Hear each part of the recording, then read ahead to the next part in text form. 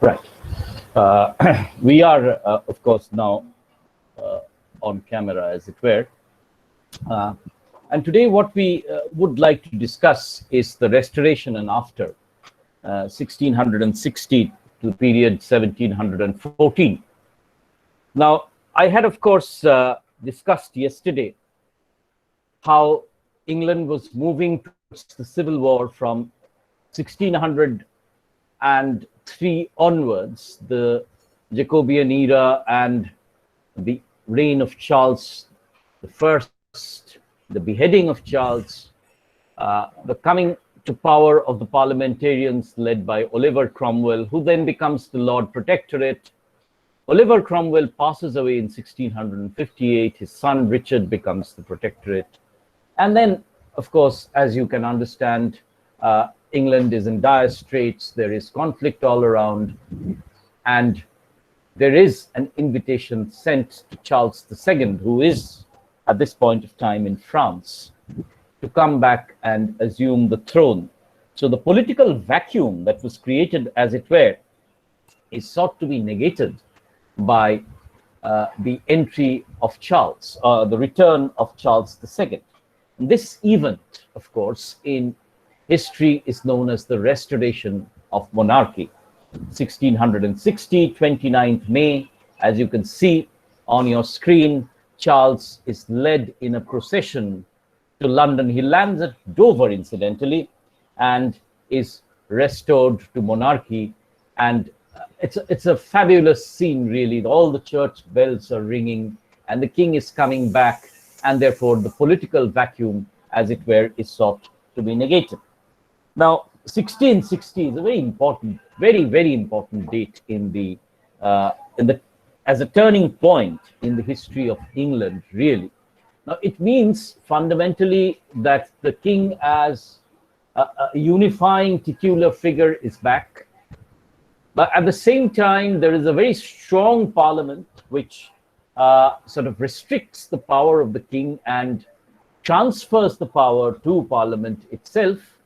And there are certain very important political events which will happen, and I will talk about them as I go along. Now, that then is the picture which I want you to start off, and you can see the kind of celebrations that are taking place. This is 29th May, and this is another picture that I sort of downloaded across the net. This is Charles returning from France. This is the white cliffs of Dover where he would have landed, and you can see the entire English fleet is there to receive him. 1662 is the date of modernity, as it were, which comes into being with the Royal Society. Now, the Royal Society, of course, is the society which is created by the king to further the cause of the sciences. Now, this is very interesting that, you know, already you have Isaac Newton and a lot of other scientists who were at that point of time called the natural philosophers, who were clamoring for the introduction of a society that would cater to the sciences. Now, this concerted effort, as it were, starts in 1662. I'm sorry, and you can see Charles's sort of figure on that charter, and you have, this is the man who leads the movement, as it were, for the sciences, Sir Isaac Newton. Now, this charter is first published in 1662, and then once again revised in 1663. Now, this charter makes the provision for the pursuit of the sciences, as it were, and its motto is fundamentally to overcome the odds. Now, Jonathan Swift, of course, will sort of satirize this in his Gulliver's Travels, that the Royal Society was a place for absurd experimentations. But the Royal Society was also the place from which many of the founding texts of modern science were generated, especially Newton's Principia. And therefore, it opens up both what we will call the scientific fields of mechanics, as well as the scientific fields of optics. And therefore, you will find that light and the looking glass become very important metaphors, as it were, of the new society that emerges post the Royal Society. So this is the definitive turn towards modernity that we find in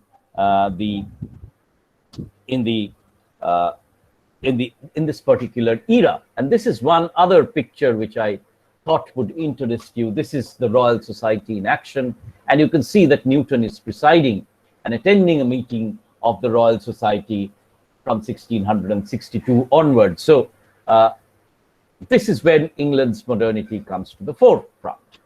But not all is hunky-dory. And 1665 and 1666 sees what we John Dryden will once call the annus horribilis for England. The Great Plague of London begins in 1665. Now, this is a plague that will kill a third of London's population. This is a plague that will completely destroy many lives. The economy of London is, as it were, destroyed by the plague, and people flee London in droves so that they can escape from the plague. Now, as you can see, the figure given here is almost 1 lakh, and a quarter of the capital's inhabitants had perished. Now, Defoe in 1720 would write about this plague in the Journal of the Plague Year, and would talk about how fear stalked the city, and how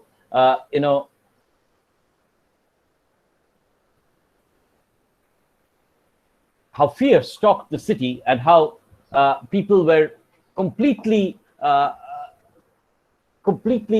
uncertain about what would happen to their lives. By the end of this year, however, the plague is subsiding. Economic activity is just about picking up.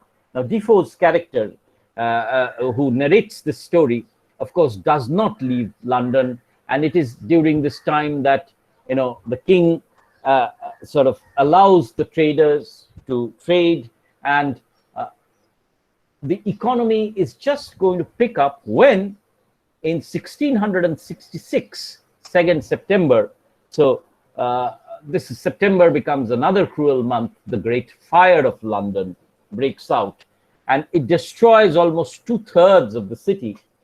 It broke out in a baker's shop in Pudding Lane, spread rapidly. Within almost 4 days, 3.5 days at least, London was burning completely.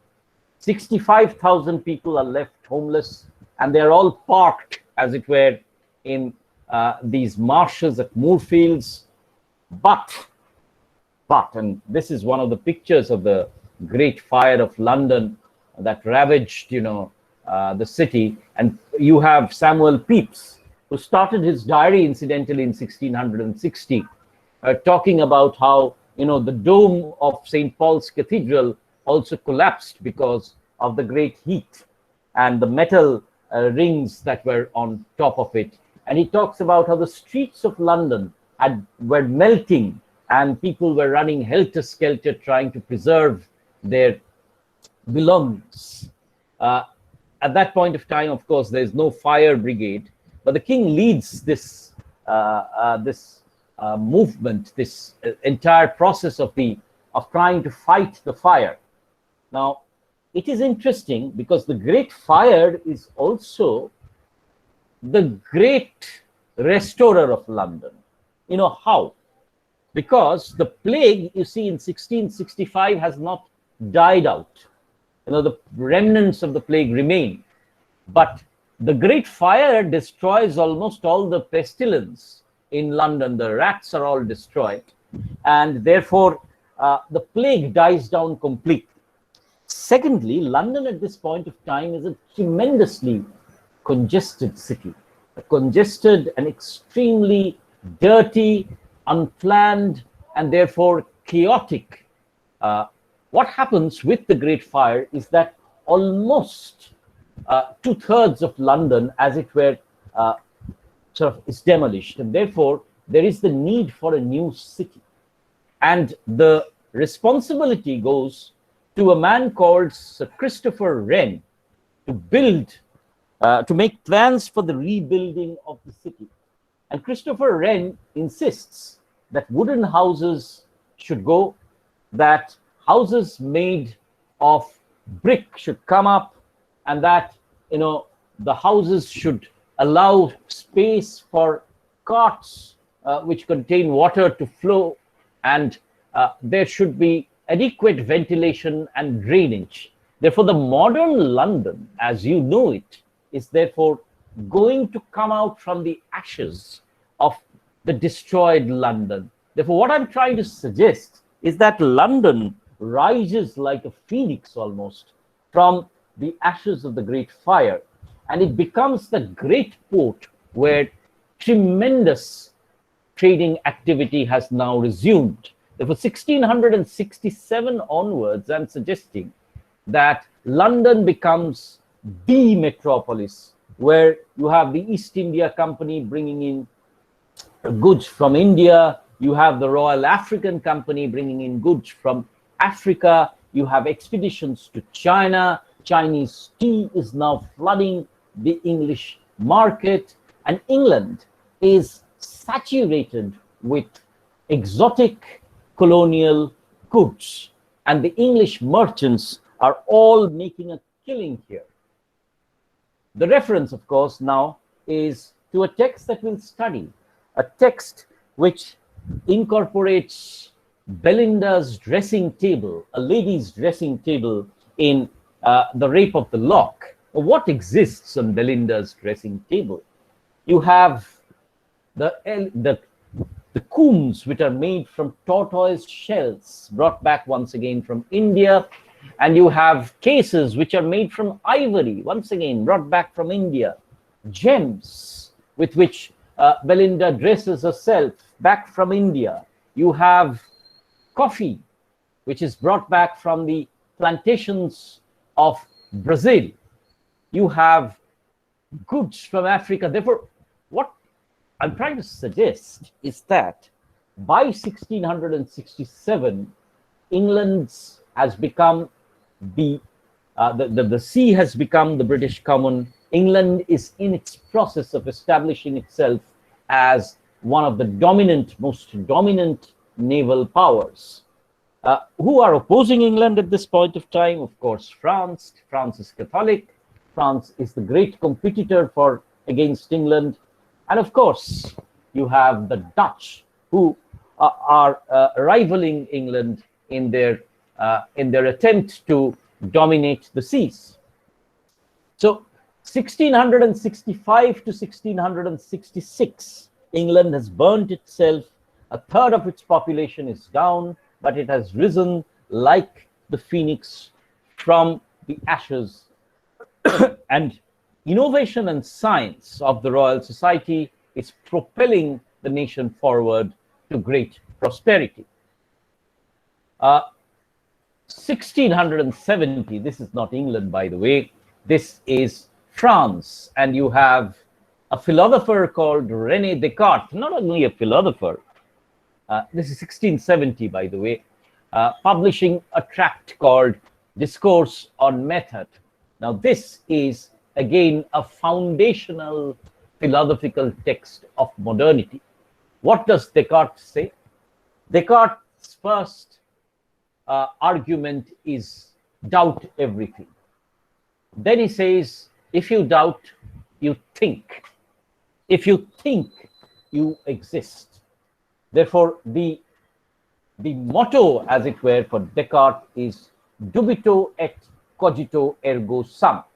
I doubt, therefore I think, therefore I am. Now, when you attend your classes over the next few years, you will find me repeating this ad nauseum, cogito ergo sum. I think, therefore I am. Now, why am I emphasizing this time and time and time again? You see, no longer is the body the center of existence. It is the independent human mind. I think, therefore I am. Therefore, Descartes is creating what is called a mind-body dualism, where the mind is positioned in a situation which is prior to the body. The mind is the most dominant aspect. And therefore, what Descartes is doing is he is establishing rationality, which is the basis of the scientific enlightenment, at the center of human existence. No longer are we dependent on faith alone. Faith is there, of course, but Descartes says that I exist because I think, right? And he says, can I think arbitrarily? No. He sort of suggests that there should be a method to thinking. What is this method? This method is to break down the problems to its smallest component parts. One, verify everything, that something is true only if it is true in all circumstances. And then slowly, from one logical sequence to other, you arrive at the truth. Right? This is what is the Cartesian method. You will remember that when we discussed detective fiction, I had talked about the Cartesian method of truth. But remember this very, very importantly: dubito et, I doubt, therefore cogito est, cogito ergo sum. Dubito est, cogito ergo sum. I doubt, therefore I think, therefore I am. Right? So Descartes is, as it were, talking about humanity as existing at the level of a pure mind, a pure rationality. Now, Descartes, of course, is suggesting that all truth is already there in your brain, in your head, right? And who has given it? Descartes doesn't say God does not exist. He says, yes, God exists, and God has given you absolute truth already in your mind. So you have already everything inside you. You have to just deduce it. Therefore, this rationality of Descartes is called deductive rationality. Deductive rationality. Therefore, Descartes is laying, once again, I emphasize, the basis of modern rationalist thought. Now, you will therefore find that the term Cartesian comes from Descartes, and all modernity will be responding to these Cartesian ideas. Right, that is 1670. 1672, the Royal African Company is established to regulate the African slave trade. And this is when I point out to the paradox of the Enlightenment, as it were. Now, what are the features of the European Enlightenment? As you can see, political liberty at home, not outside, at home.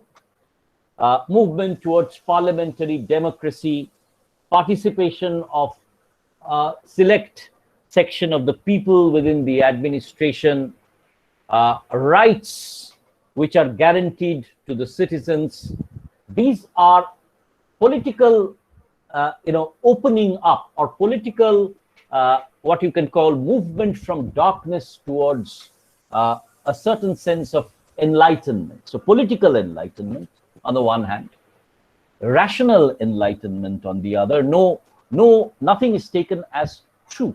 Everything is considered to be false until and unless proved rationally. Therefore, rational enlightenment. Thirdly, you also have the scientific enlightenment, which again takes off from the rational enlightenment. Numerous discoveries are made.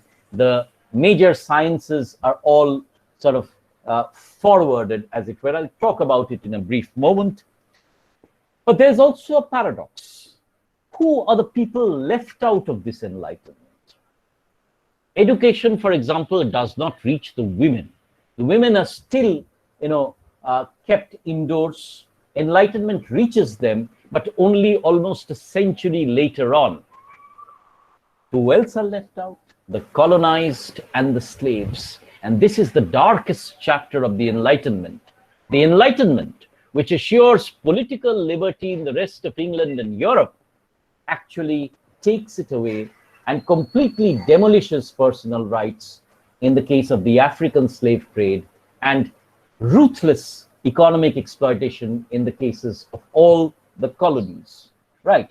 So Charles II is granting the Royal African Company a monopoly, and that is opposed, and slave trade by 1698 is open to all, and cartloads of slaves are taken to the ships where they cross the Atlantic. This was called the Middle Passage, after which they are taken to the plantations of Caribbean and North America, and then it is taken. The human slave trade, or human trafficking, as it were, is also a byproduct of the Enlightenment, which paradoxically drives cheap slave trade, drives the tremendous growth of the English economy.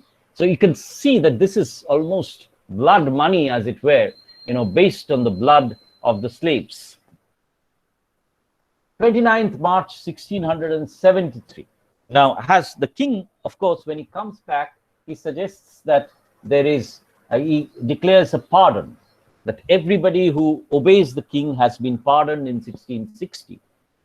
But there is still the Catholic Protestant divide.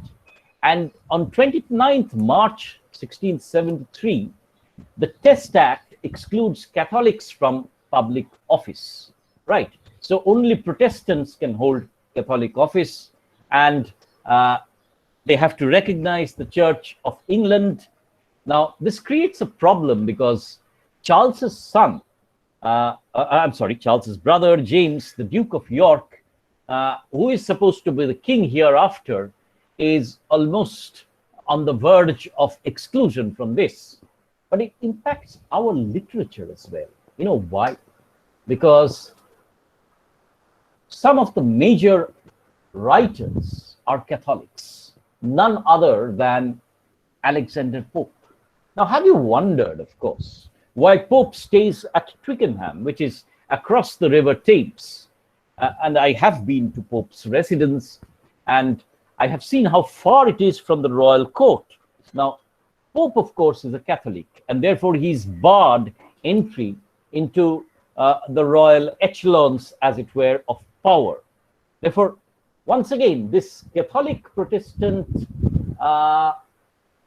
conflict seems to fester on in England. Now, interestingly, 1675, another gigantic step is taken in the cause of science, and this is the beginning of the Royal Observatory at Greenwich, 1675. You will remember that we still talk about the Greenwich Mean Time, and this is from where, this is the beginning of already how the telescope has made its presence, and the beginnings of man's explorations into space, as it were, through modern technology. So this becomes, when we talk about NASA or when we talk about the Vikram launcher, the Greenwich the observatory is one of the major milestones through which explorations into space, into astronomy take place. 1677, Mary Stewart, who is the elder daughter of Charles's brother, and his first wife, Anne Hyde, marries the William of Orange, Charles I's grandson. Right? Mary is brought up as a Protestant, and therefore, what is important is that this strengthens William's claim to the throne, because James is a Catholic, whereas William of Orange is supposedly, not supposedly, is a Protestant, therefore is more acceptable to the English people. Now, 6th February 1685.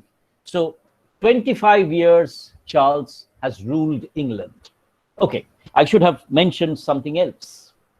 Now, when Charles comes back to power, he also brings back theatre.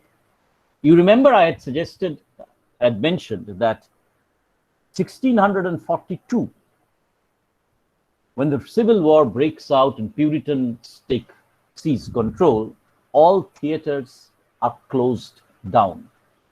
Therefore, there's no play, as it were, during this period. No theatres are being written.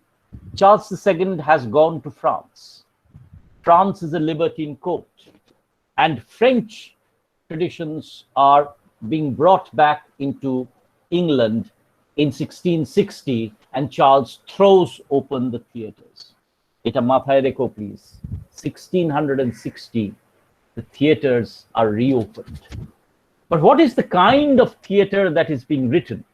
Theatre is being written by the courtly writers for the court, and it talks about aristocratic society, it makes fun of rustic society, and it follows French libertine theatre in talking about extramarital affairs, it talks about human relationships, it talks about sexuality, and therefore you have the rise of Restoration comedy. The Restoration comedy of manners. And these manners are all related with the court. And it includes extremely witty repartees, witty dialogue, but the morality of this theatre is based on amorous exchanges, often beyond marriage. One of these famous quotations from Restoration theatre is, "Married in haste, they repent at leisure." So text after text from the major writers talks about extramarital relationships, amorous relationships between people, and therefore there is a strong resentment against this Restoration theatre of manners. Now, one of these, of course, is going to be your text, and that is a 1700 text of William Congreve's The Way of the World. The Way of the World is part and parcel of this new theatrical ethic that has crept up, which is based on courtly love, which is based on amorous relationships, which are often based on extramarital affairs. And marriage is almost seen in terms of a proviso, a contract, exchange of money rather than love. But is other theatre also being organized? Yes, of course. Shakespeare's theatres make a comeback, and they are played by a man called Robert Garrick. Garrick becomes a great practitioner of Shakespeare's theatres. He becomes one of the major theatrical figures of the period. The theatre in general is back, and therefore you have heroic tragedies, Restoration comedies, and later on we will, of course, talk about a play which deals with the corruption in British society, and that is Gay's Beggar's Opera.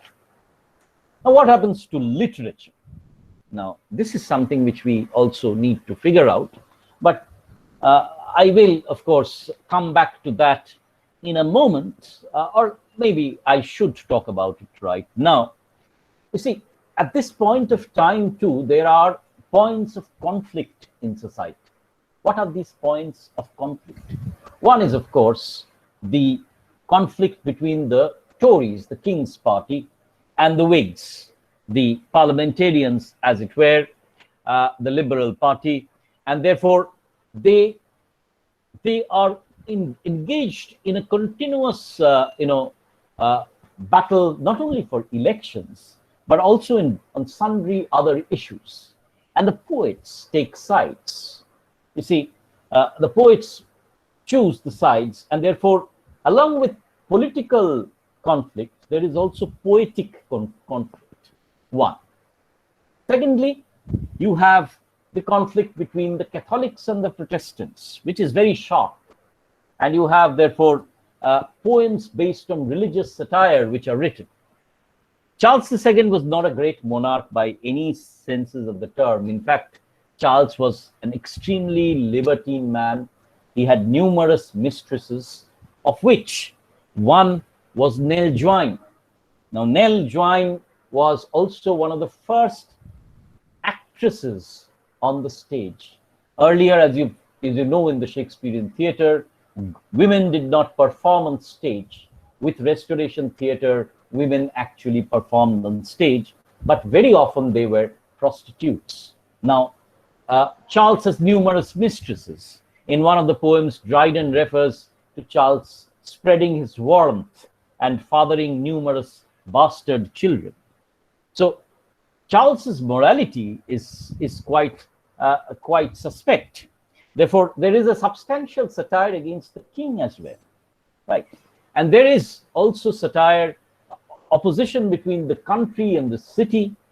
Therefore, within this atmosphere of tension and a need to introspect on social issues, the genre that comes up in a very big way in the 18th century, in the Restoration and the 18th century, is verse satire. You will find this coming through from 1658 onwards in Samuel Butler's text, Oedipus. Of course, you will have poetic satires, two poets fighting it out in a text like Macflecknoe, which we will do.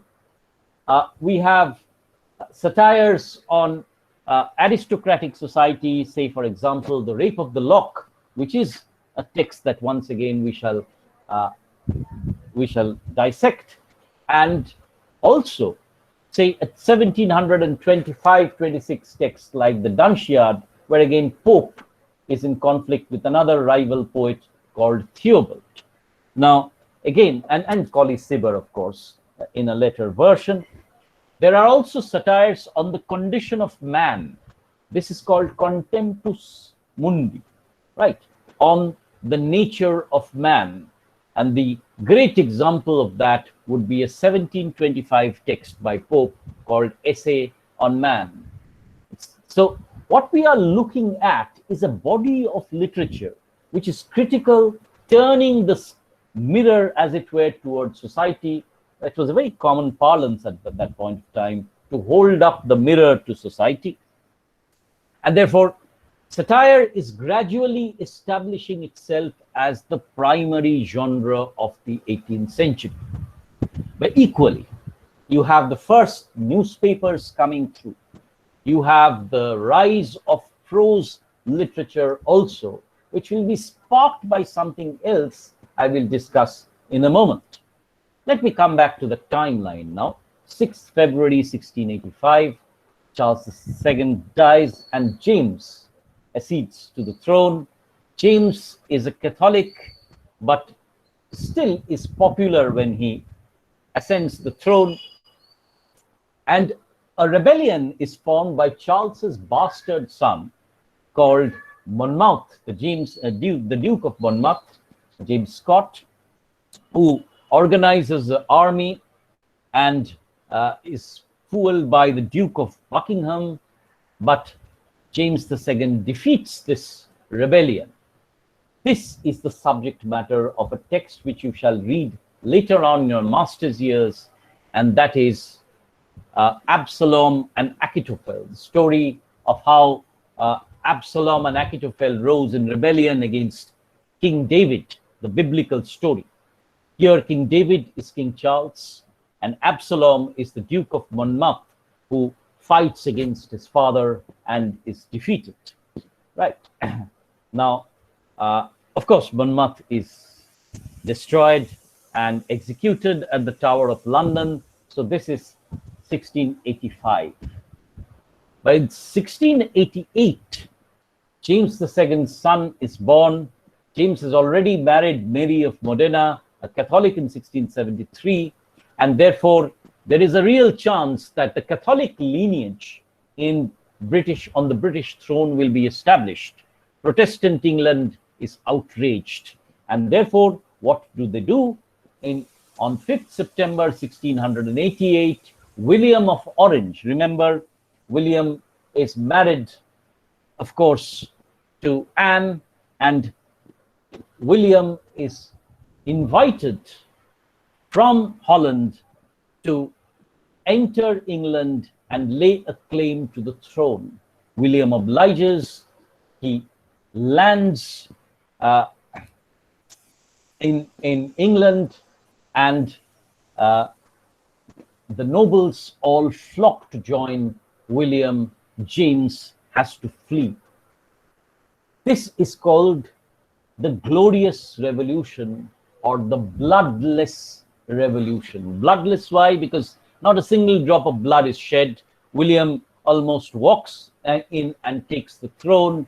But why is it glorious? That's an important question that I shall answer in a little while once again. But therefore, what you have now is once again a Protestant monarch on the throne of England. And England is therefore deeply Protestant, following the Anglican Church. And 1689, William and Mary are announced as the Queen. Right. March 1689, of course, James doesn't give up. He tries with the King of France to raise an army and lands in Ireland and Scotland, but and takes control over Ireland in a while, because Ireland, as you remember, is Catholic. But in 1689, and this is why I call this a glorious revolution, the Bill of Rights is confirmed. And the Bill of Rights is a statement of rights of the subject, which suggests that there will be individual freedom as well as the freedom of Parliament. So the Bill of Rights ensures that the king's power is only restricted, that hereby an elected Parliament becomes the real de jure power in England, and that the power of the individual subject, the basic freedom which you enjoy, that you are free from arrest you are free from arrest unless and until somebody has a warrant, and the rule of law, which is over the rule of the king, is established. So the pillars of democracy, as it were. What are the pillars of democracy? Elected representatives, the individual freedom of the subject from arbitrary arrest, and the power of the law are all established in the Bill of Rights. And this becomes, the source, as it were, of the English Constitution and the template of constitutions around the world. You see, 1688-89, therefore, is the Glorious Revolution, where, unlike the French Revolution, where there was widespread bloodshed, without a drop of blood being shed, England moves towards a liberal state and towards parliamentary democracy. In fact, the French philosopher Voltaire would come to England as a seat, as a pilgrimage of democracy. You see, this is where England becomes, as it were, a role model for the rest of Europe. 1690, William defeats James at the Battle of Boyne in Ireland, and James has to flee once again. On and off, James and his son, Bonnie Prince Charlie, will try to once again seize power, but they will be repelled. Therefore, you have a constant line now of Protestant kings ruling the British Empire, as it were. Therefore, we have political and military stability, as it were, in England. We have the flourishing of the sciences. We have rational thought established. And the great moment again arrives in 1690 with the publication of John Locke's Essay of Human Understanding. Now, you'll remember that Descartes, although he had talked about rationality, suggests that we are all born with innate ideas in our mind. Who has given us those innate ideas? God has given us those innate ideas. Now, here comes a philosopher who says, nonsense. We are born with a blank slate, that your mind, when you are born, is a tabula rasa, a blank slate on which nothing is written, right? So how does one get knowledge? That is what, Locke is asking. How does one develop the understanding? Locke says that first you have the blank slate. Then on that, you have primary sense experience. Say, for example, a child touches a kettle which is on the fire. What happens? His hands are burnt. That is the primary sense experience. From that, he forms the primary idea of heat and fire, right? Heat and fire. So the primary idea. Primary ideas combine to form secondary and more complex ideas. What happens is that the child then knows that from fire comes heat, and heat is therefore energy. Now take it a little forward, and the adult sees the fire burning and the kettle, the top of the kettle popping off with force. Therefore, you have a more complex idea that steam can produce energy, and that steam energy, heat energy, can be transferred into kinetic energy.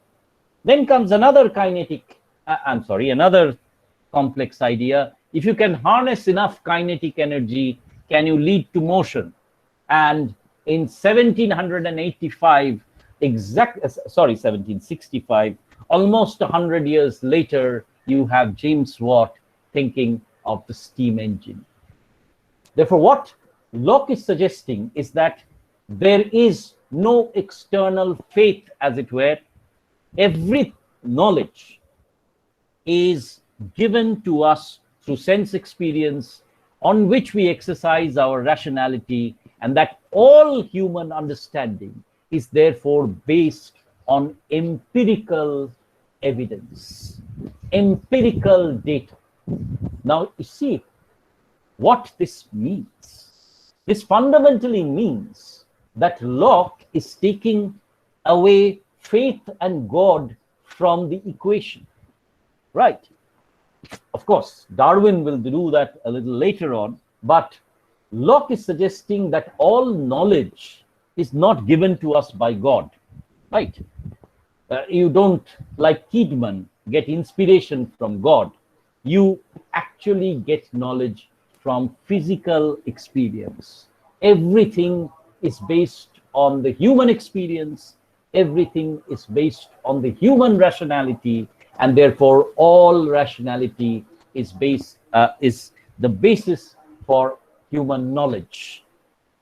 Isn't it ironical? This is a joke which I shared with all my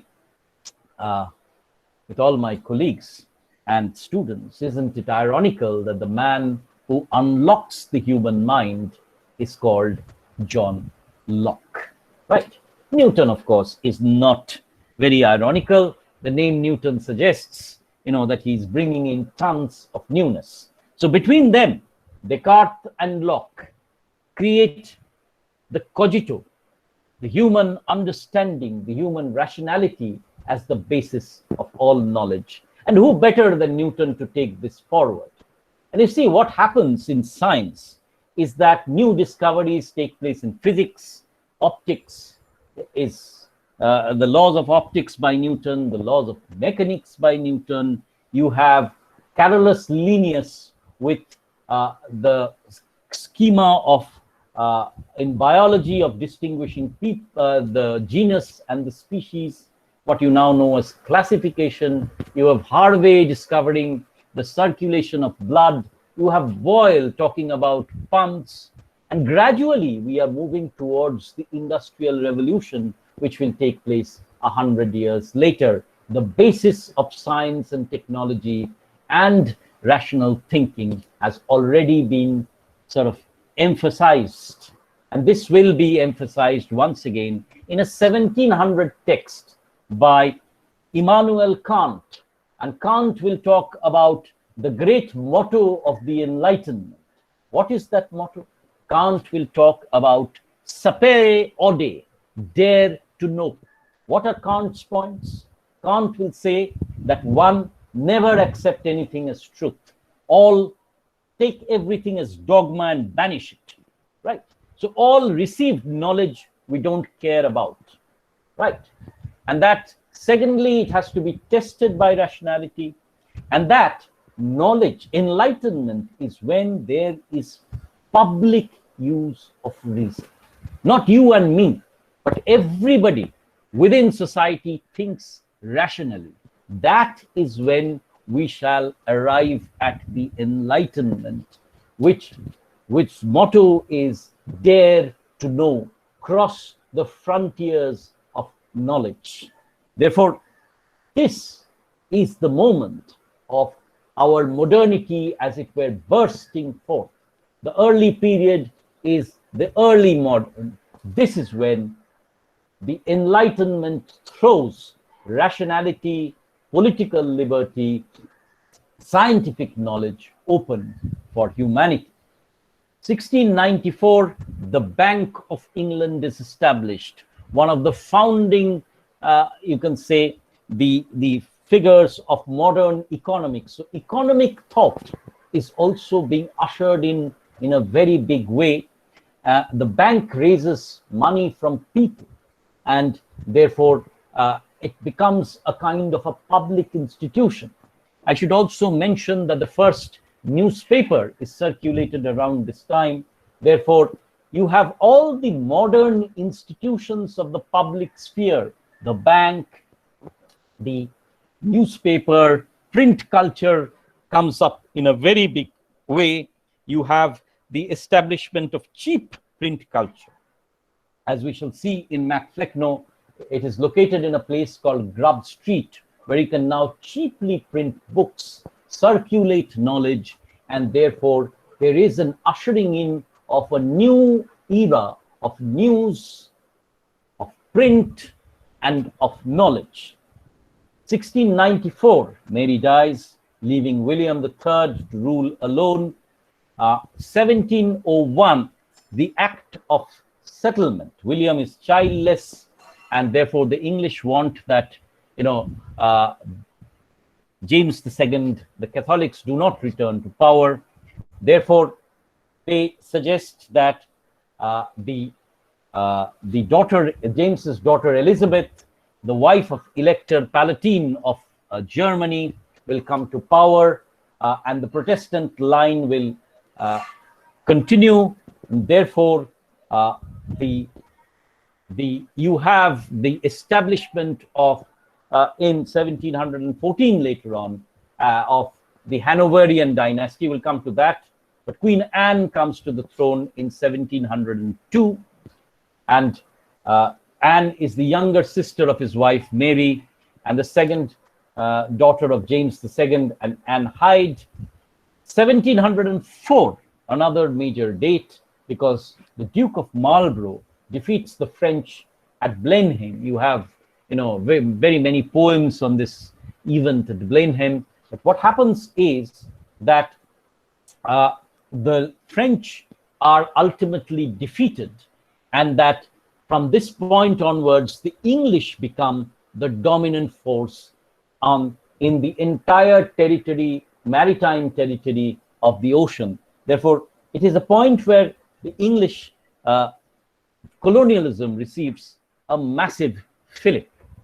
1707, another crucial date, is when the Act of Union is ratified. So this is when England, Scotland, Wales all together form Great Britain. England and Scotland become Great Britain. Please remember this, that prior to this, England was separate, Scotland, now also they are separate, no doubt, they have their own parliaments, but they together now come to form the Act of Union in Great Britain, right? Now, 1713, another crucial treaty is ratified, and this is the Treaty of Utrecht. And the English and the Dutch, the Protestant powers, come to terms with France so that the bloody war of Europe is at an end. This is important because it ushers in political and military stability across Europe. Each of them divide their own colonies, and this is when the cutthroat colonialism, as it were, disappears, and England can now develop its own colonies and extract the resources from them at their will. So it is with the Treaty of Utrecht that war is laid to rest, and economic activity becomes the thrust for England and Europe during this period.